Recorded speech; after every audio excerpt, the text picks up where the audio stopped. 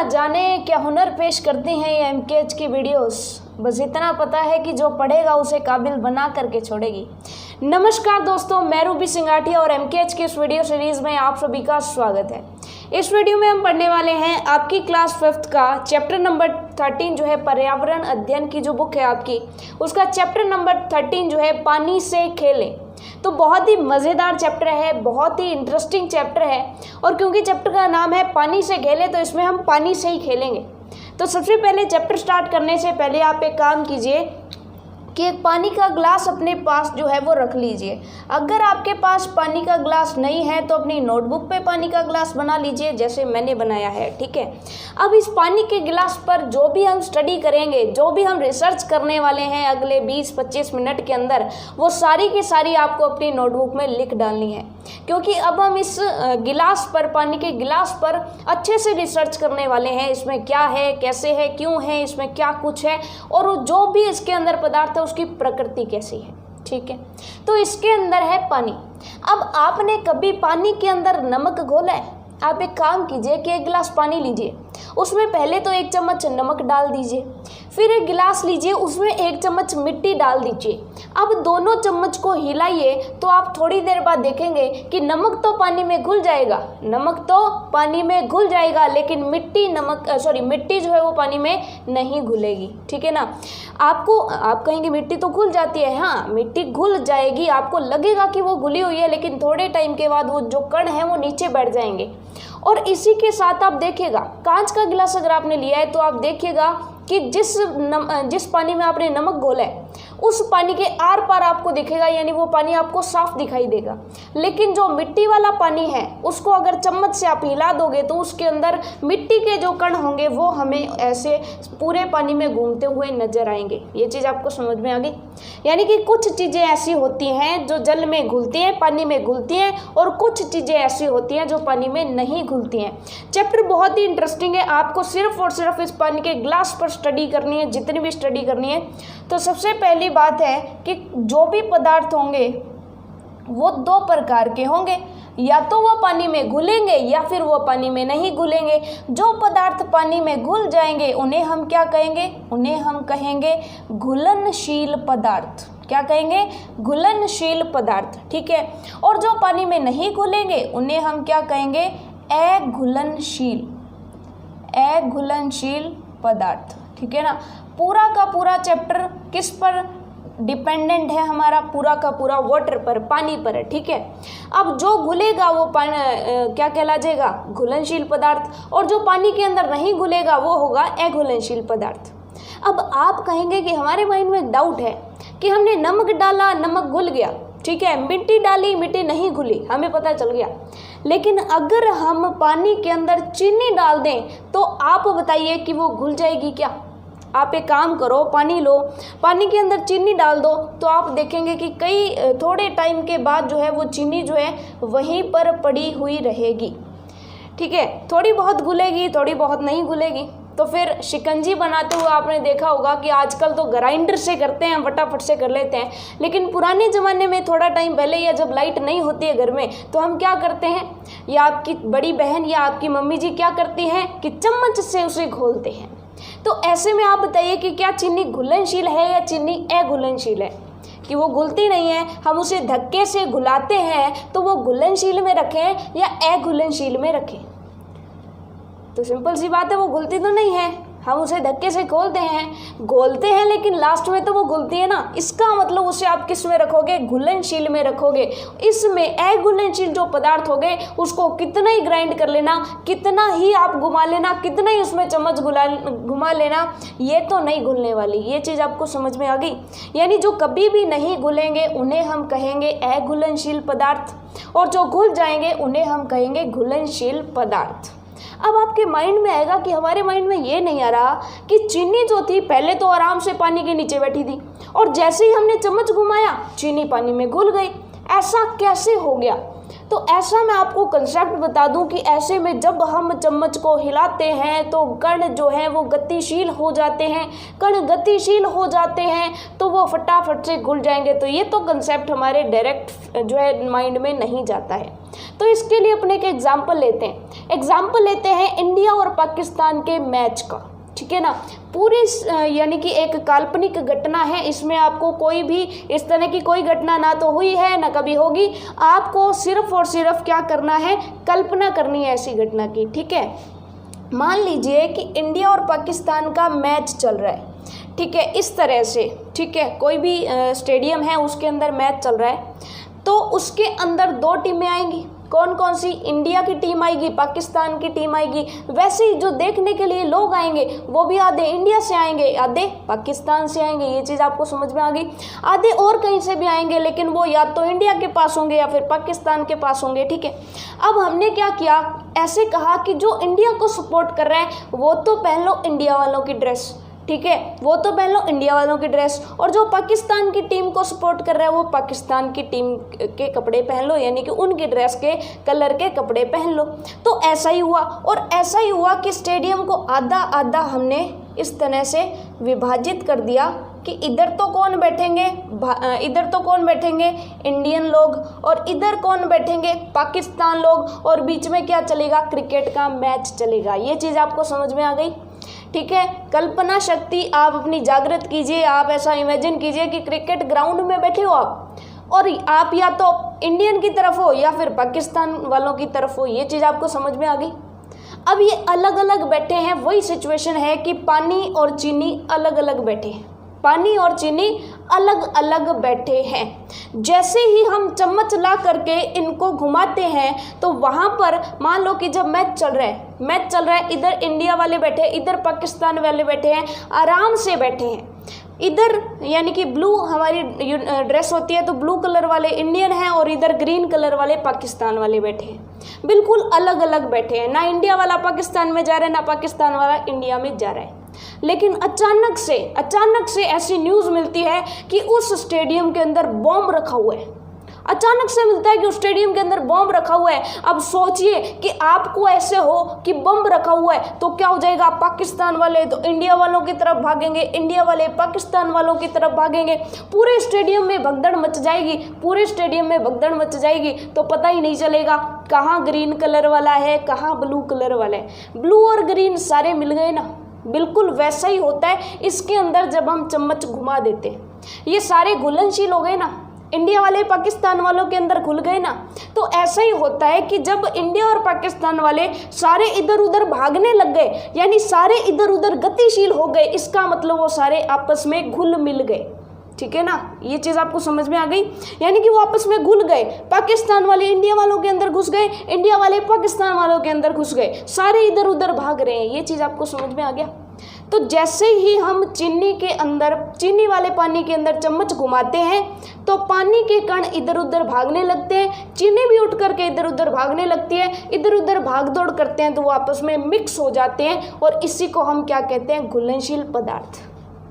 तो कुछ घुलनशील पदार्थ ऐसे होते हैं जो खुद ब खुद नहीं घुलते हैं, तो उन्हें हमें घोलना पड़ता है कणों को गतिशील करके, ठीक है। तो आपसे कभी भी ये क्वेश्चन पूछ लिया जाए कि आप एक बात बताइए कि चीनी को घोलने के लिए उसमें चम्मच से उसको हिलाया क्यों जाता है, या फिर आपसे पूछ लिया जाए कि चम्मच से हिलाने पर चीनी जल्दी क्यों घुल जाती है, तो आप कहेंगे कि जब चम्मच से उसको हिलाएंगे ना तो उसके जो कण हैं, किसके, पानी के जो कण हैं वो क्या हो जाएंगे, गतिशील हो जाएंगे। पानी के कण गतिशील हो जाएंगे और चीनी के भी कण गतिशील हो जाएंगे, और आपस में जब वो भाग दौड़ करेंगे एक दूसरे से टकराएंगे तो आपस में घुल जाएंगे। ये चीज़ आपको समझ में आ गई, और इसी तरह से चीनी पानी के अंदर घुल जाती है। अब एक और क्वेश्चन हमारे माइंड में आता है कि जब भी शिकंजी बनाते हैं ना तो ऐसे किया जाता है कि स्टार्टिंग से बर्फ़ वाले पानी में चीनी नहीं घोलते हैं। स्टार्टिंग से पहले क्या कहते हैं कि सिंपल गर्म पानी या सिंपल सा पानी लेते हैं पहले, फिर उसमें चीनी घोलते हैं और फिर उसमें बर्फ़ डालते हैं। इससे अच्छा तो डायरेक्ट ये करना चाहिए कि फुल चिल्ड फ्रिज वाला पानी निकालें और उसमें चीनी घोलें और शिकंजी बना करके आराम से उसको मज़े से पिए, लेकिन ऐसा नहीं होता। पहले उसको नॉर्मल पानी में घोला जाता है, फिर उसको क्या किया जाता है, बर्फ़ उसमें डाल करके उसको ठंडा किया जाता है। ऐसा क्यों किया जाता है? ऐसा इसलिए किया जाता है क्योंकि जो चीनी होती है ना वो ठंडे पानी में घुलती नहीं है, बल्कि चीनी गर्म पानी में घुलती है। वो किस वजह से होता है? अब देखिए, सिंपल सी बात है एक आप सोच करके देखिए कि एक कमरे में बहुत सारे लोग बैठे हैं, एक कमरे में बहुत सारे लोग बैठे हैं और आराम से एसी चल रही है, तो आराम से बैठेंगे ना लोग, ठीक है, ये चीज़ आपको समझ में आ गई। अब मान लो कि उसी कमरे में एकदम से आग लग जाए तो क्या वो लोग जो है वो आराम से बैठे रहेंगे? नहीं, वो इधर उधर भागने लगेंगे तो गतिशील हो जाएंगे। और बिल्कुल यही है ठंडे गर्म का कंसेप्ट, कि जब पानी के नीचे आग लगा दी तो पानी के कण इधर उधर भागने लगेंगे ना। सिंपल सी बात है कि अपने आप को जलाना थोड़ी ना चाहेंगे वो कण इधर उधर भागने लगेंगे, ठीक है। जैसे ही उनको गर्माहट फील होगी पैंदे से, यानी कि यहाँ पर आग लगाई तो ये जो कण है उनको गर्म फील होगा, ये ऊपर जाना शुरू कर देंगे, ठीक है। ऊपर वाले सोचेंगे कि देख करके आते हैं नीचे क्या हो रहा है, तो इस तरह से कण जो है एक तरह से गतिशील हो जाएंगे, इधर उधर भाग दौड़ शुरू कर देंगे और ये कण जो है फटाफट से आपस में घुल जाएंगे। तो गर्म पानी में आराम से घुल जाते हैं। वैसे ही अगर पानी को गर्म करोगे तो जल्दी घुल जाएंगे। अगर उसको आप गैस पर चढ़ा करके नीचे से उसको गर्म करोगे तो वो और जल्दी घुल जाएंगे, ठीक है ना। तो ये चीज़ आपको समझ में आ गई कि एक तो पदार्थ दो तरीके के होते हैं, घुलनशील और अघुलनशील पदार्थ, ठीक है। घुलनशील भी आगे से दो प्रकार के होते हैं, कुछ होते हैं कम घुलनशील और कुछ होते हैं अधिक घुलनशील।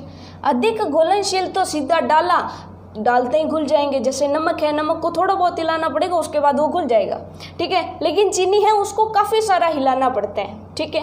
अब कम जो घुलनशील होते हैं वो भी क्या होते हैं कि उनके भी दो टाइप होते हैं, ठीक है ना। वो ठंडे में तो कम घुलते हैं लेकिन वो गर्म में ज़्यादा घुलते हैं। अगर उनको गर्म कर दिया जाए तो वो जल्दी घुल जाएंगे। ये क्या हो जाएंगे? जल्दी घुल जाएंगे। और ये जो है यानी कि जब कम जो घुलनशील पदार्थ है उसको ठंडा किया जाएगा तो इसका मतलब वो ठंडे में कम घुलेगा। ये चीज़ आपको समझ में आ गई। तो जल्दी और कम वाला आपको कंसेप्ट समझ में आ गया, ठीक है। अब ये तो चीज़ हमें समझ में आ गई कि पानी को हिलाने से कणों की गतिशीलता बढ़ जाती है जिससे घुलन क्रिया तेज हो जाती है, इसीलिए हिलाने पर चीज़ें जल्दी घुल जाती हैं। तो आपसे पूछ लिया जाए कि बताइए हिलाने पर चीज़ें जल्दी क्यों घुल जाती हैं या गर्म करने पर चीज़ें जल्दी क्यों घुल जाती है, तो आप सिंपल सा आंसर दोगे कि उनके जो कण हैं वो गतिशील हो जाते हैं। कण गतिशील हो जाते हैं तो घुलन क्रिया तेज हो जाती है।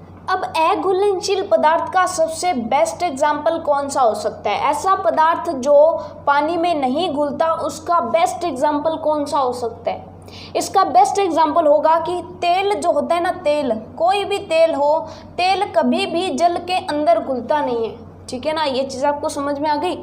यानी कि जब आप पकौड़े तलते हैं ना, तो पकौड़ों में यानी कि जब तेल गर्म होता है तो हम छोटे बच्चों को जो है घर वाले उस तेल के पास नहीं आने देते, क्योंकि वो कहते हैं कि अगर उसके अंदर पानी की एक भी बूंद गिर गई तो तेल उछल जाएगा। वो किस वजह से? क्योंकि तेल जो है वो पानी को पसंद नहीं करता है, खास करके जब वो गुस्से में होता है, यानी कि जब वो गर्म होता है। अब गर्म है, तेल पानी को पसंद नहीं कर रहा है, इसका मतलब तेल पानी के अंदर घुलेगा नहीं। ये चीज़ आपको समझ में आ गई, ठीक है। अब नेक्स्ट चलते हैं घुलनशीलता और अघुलनशीलता पर, तो हमने बहुत स्टडी कर लिया, ठीक है। अब हम नेक्स्ट देखते हैं कि कुछ पदार्थ तो जल के अंदर तैरते हैं और कुछ पदार्थ जो है वो क्या हो जाते हैं? डूब जाते हैं। तो ऐसा किस वजह से होता है? आप सिंपल सी एक बात सोच करके देखिए कि अगर आप मान लीजिए कि ये जो है इस तरह से समुद्र है, ठीक है ना, समुद्र है और समुद्र के अंदर आप काफ़ी गहराई में चले जाते हो, तो मान लीजिए कि ये एक व्यक्ति है, ये समुद्र के अंदर काफ़ी गहराई में चला गया, ठीक है। तो क्या ये व्यक्ति डूब जाएगा? तो आप कहेंगे बिल्कुल डूब जाएगा, ये तो डूब जाएगा। लेकिन यही व्यक्ति, इतने ही भार का ध्यान दीजिएगा, यही व्यक्ति अगर इस समुद्र के अंदर मान लीजिए कि जहाज लेकर के चला गया या नाव लेकर के चला गया, नाव के अंदर बैठ करके चला गया, तो क्या ये व्यक्ति डूब जाएगा? तो आप कहेंगे ये व्यक्ति तो नहीं डूबेगा।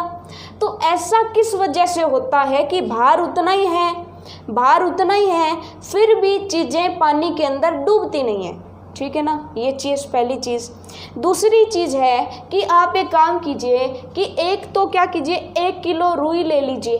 1 किलो रुई, ध्यान दीजिएगा 1 किलो लेनी है। 1 किलो रुई ले ली, ठीक है। वो जो है यानी कि थोड़ी सी रुई ले लीजिए या फिर थोड़ी सी रुई ले ली, उसको पानी के अंदर डालोगे तो रुई तो पानी के ऊपर तैरती रहेगी।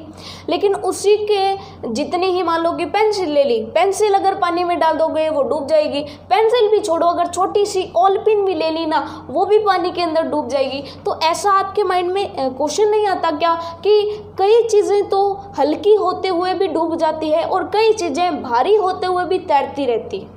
अगर अपने ये कंसेप्ट बना लें कि हल्की चीज़ें तैरती हैं और भारी चीज़ें डूब जाती हैं, तो मुझे एक कंसेप्ट आप बताइए कि जो बड़े बड़े जहाज़ होते हैं जो समुद्रों में चलते हैं, जो बड़े बड़े जहाज़ होते हैं, उनका भार क्या ऑलपिन से कम होता है क्या? आप कहेंगे नहीं, उनका भार तो बहुत ज़्यादा होता है, उसमें तो पता नहीं कितने टन टन का सामान जाता है। इसका मतलब वो तो बहुत भारी होते हैं, वो भारी होकर के भी नहीं डूबते हैं और ऑलपिन इतनी हल्की होकर के भी समुद्र में डाल के देखना वो डूब जाएगी। तो इसका कारण क्या होता है, इस सारे कंसेप्ट को हम क्लियर करने जा रहे हैं। बहुत ही मज़ेदार कंसेप्ट है, आप ध्यान दीजिएगा। ये कंसेप्ट बिल्कुल सही है कि जो चीज़ें हल्की होती हैं, जो चीज़ें हल्की होती हैं वो तो पानी पर तैरती हैं, जो चीज़ें भारी होती हैं वो पानी के अंदर डूब जाती हैं। लेकिन इसके साथ एक और कंसेप्ट यहाँ पर काम करता है कि जिस वस्तु का आकार छोटा होगा वो डूब जाएगी और जिस वस्तु का आकार बड़ा होगा वो नहीं डूबेगी। दो चीज़ें ध्यान दीजिएगा यहाँ पर कि अगर ऑलपिन देखें, अब देखिए कम डूबने वाले और अधिक डूबने वाले लिख लेते हैं, ठीक है ना, फिर आपको कोई डाउट नहीं होगा। देखिए अब ऐसी चीज़ें जो तैरती हैं, कौन कौन तैरेगा? एक तो जो हल्का होगा, हल्की वस्तु होगी वो तैरेगी। दूसरा है जो बड़े आकार की होगी, बड़े आकार की, जिसका आकार बड़ा होगा वो तैरेगी।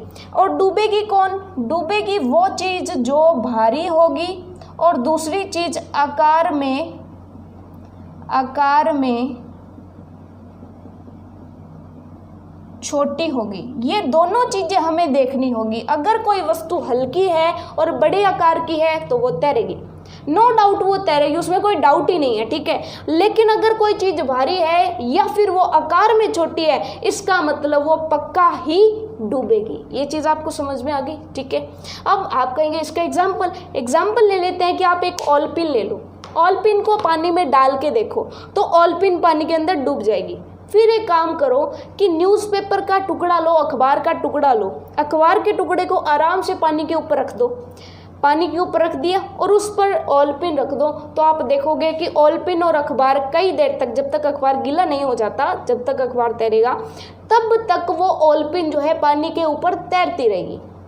इसका मतलब हमें क्या समझ में आया कि ऑलपिन वही थी, पहले भी वही थी, भार उसका भी उतना है, इसका भी उतना है। लेकिन यहाँ पर क्या हुआ कि यहाँ पर जो आकार था, अखबार रख देने के कारण जो ऑलपिन का भार था वो जितना अखबार था उस पूरे पर फैल गया। ऑलपिन का भार पूरे अखबार पर फैल गया, ऑलपिन का भार पूरे अखबार पर लगेगा ना। अखबार का आकार बड़ा था, यानी कि आकार बड़ा था, तो इसका मतलब वो वस्तु डूबी नहीं। लेकिन जब सीधी ऑलपिन डाली तो ऑलपिन छोटी थी, आकार छोटा था, जो उसका भार लग रहा था वो छोटे से आकार पर लग रहा था, इसका मतलब वो डूब गया। सिंपल सी चीज़ है कि जब भार छोटी सी चीज़ पर लगेगा तो वो ज़्यादा लगेगा ना, उसकी बजाय अगर भार बड़ी चीज़ पर लगेगा तो वो थोड़ा लगेगा ना। अब इसका एग्जाम्पल, अब भार वाला एग्जाम्पल आप नहीं समझ पा रहे हैं कि छोटी चीज़ पर एक ही भार, 5 किलो का भार छोटी चीज़ पर रख दो तब वो ज़्यादा टूटेगी, या 5 किलो का भार बड़ी चीज़ पर रख दो। अब मान लीजिए, इसका बेस्ट एग्जाम्पल लेते हैं कि मान लीजिए कि आपके परिवार में एक बहुत ही मोटे अंकल रहते हैं, बहुत ही मोटे अंकल रहते हैं, और आप एक प्यारी सी चेयर लेकर के आए हो, छोटी सी, लेकिन वो चेयर थोड़ी सी नाजुक है, लेकिन बहुत ही खूबसूरत सी चेयर है, छोटी बच्चे के जो बैठने वाली चेयर है वो है, और एक बड़ी वाली चेयर है, ठीक है।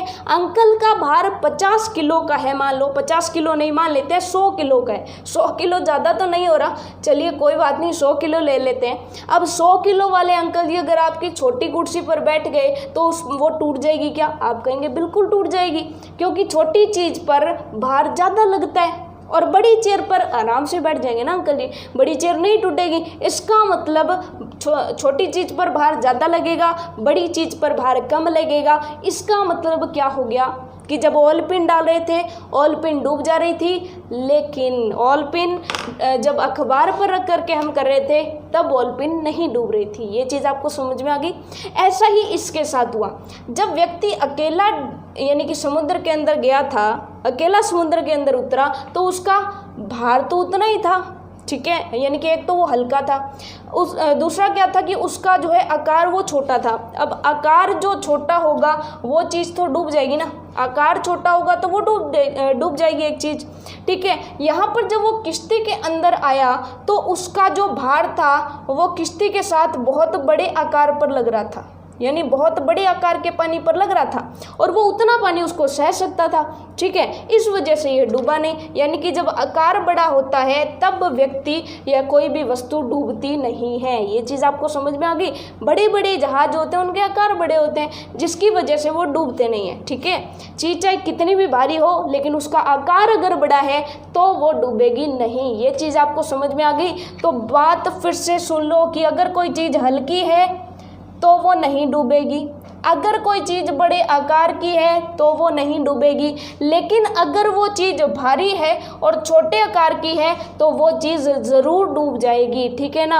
हल्के भारी का कंसेप्ट ना भी याद रहे तो भी आपको ये कंसेप्ट जरूर याद रखना है कि बड़े आकार वाली नहीं डूबेगी लेकिन छोटे आकार वाली ज़रूर डूब जाएगी। ये चीज़ आप ध्यान रखिएगा, ठीक है ना। ये चीज़ आपको समझ में आ गई कि कौन डूबेगा कौन नहीं डूबेगा। अब आप इसका कोई एग्जाम्पल मुझे लिख करके बताइएगा कि कौन सी चीज़ जो है डूब जाती है, कौन सी चीज़ नहीं डूबती है, वो किस तरह से हल्की होती है, वो किस तरह से भारी होती है। इस तरह के कई सारे एग्जाम्पल्स आप ले सकते हो और इस चीज़ को बहुत ही बेहतर तरीके से आप समझ सकते हो, ठीक है। अब यहाँ पर हमने दो चीज़ें करी हैं, एक तो कोई वस्तु एक पानी, एक तो कोई वस्तु और एक पानी। तो मैं आपको बता दूं कि जब वस्तुएं हम बाज़ार से लाते हैं तो वो हमें किस माप में मिलती है, बताइए ज़रा।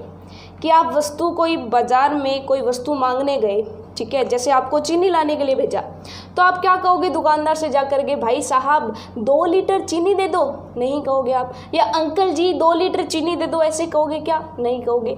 आप क्या कहोगे? 2 चीनी दे दो, ऐसे कहोगे क्या? नहीं कहोगे।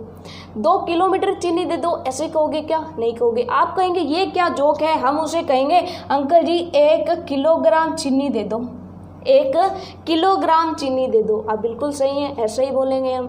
और इधर से अगर मान लो कि हम तेल लेकर यानी कि तेल लेने बाज़ार जाते हैं, तेल लेना है हमें, तो हम क्या कहेंगे, क्या बोलेंगे अंकल जी को? हम बोलेंगे कि अंकल जी 2 लीटर वाली पैकिंग दे दो ऑयल की, 2 लीटर वाली ऑयल की पैकिंग दे दो। इसका मतलब हम क्या कहेंगे, इसको किस में मांगेंगे? 2 लीटर में। इसको किस में मांग रहे हैं? किलोग्राम में। तो ये कुछ चीज़ समझ में नहीं आई कि किसको किलोग्राम में मांगे और किसको लीटर में मांगे।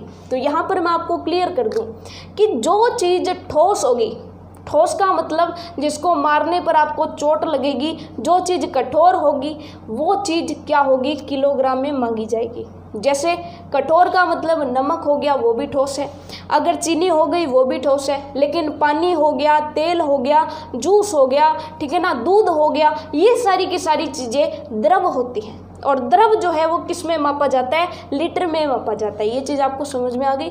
तो द्रव जो भी होंगे, द्रव का मतलब आप समझते हैं ना, पानी, ठीक है, पानी हो गया, जूस हो गया, ये सारी चीज़ें द्रव अवस्था में आती है, द्रव होती है, लिक्विड होती हैं, और ठोस सॉलिड होते हैं, ठीक है। तो सॉलिड जो भी चीज़ें होगी वो किलोग्राम में मापी जाएंगी, और जो जितनी भी द्रव या फिर लिक्विड वाली चीज़ें होंगी वो लीटर में मापी जाएंगी। ये चीज़ आपको समझ में आ गई। और बाकी बहुत सारी अवस्थाएँ होती हैं जिनके आधार पर वस्तुओं को अलग अलग कर सकते हैं, लेकिन यहाँ पर हमने वस्तुओं को 2 आधारों पर अलग किया, और वो भी पानी वाले आधारों पर। कौन कौन से? एक तो पानी में घुलने वाली, ना घुलने वाली, और दूसरा पानी में तैरने वाली, पानी में ना तैरने वाली। इसी तरह से दुनिया में बहुत सारी वस्तुएं हैं, उनके रंग, उनकी आकार, उनकी आकृति, उनके गुणों के आधार पर उनको बहुत अलग अलग रूप से विभाजित किया जा सकता है। जैसा कि आप अगली 6th क्लास में, 7th क्लास में, 8th क्लास में आप बहुत सारी चीज़ों के विभाजन पढ़ेंगे। विभाजन पर इस तरह से जो विभाजन होगा वो हर क्लास में एक एक चैप्टर आपका ज़रूर आएगा, और बिल्कुल हम एक साथ वापस से पढ़ेंगे 6th क्लास में भी, 7th क्लास में भी और 8th क्लास में भी। तो चलिए फिर चैप्टर हुआ आपका कंप्लीट। होपफुली चैप्टर को आपने एंजॉय किया होगा। तो मिलते हैं नेक्स्ट चैप्टर के साथ, तब तक के लिए all the best for your self studies.